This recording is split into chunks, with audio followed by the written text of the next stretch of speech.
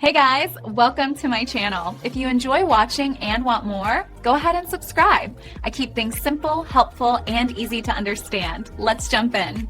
You can easily set up automatic email forwarding in your Yahoo Mail account to send messages to a different address. First, log into your Yahoo Mail account using a web browser on your computer. Look for the settings icon, which looks like a small gear, in the top right corner of the page. Click on that icon and then select the option for more settings at the bottom of the menu. On the left sidebar, click on the Mailboxes category to see your account details.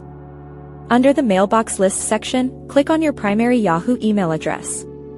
This will open a new panel on the right side of your screen.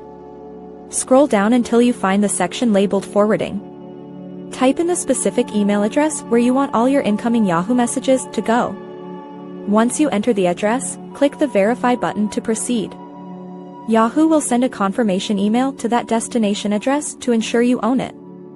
Open that other email account, find the message from Yahoo, and click the link inside to verify the connection.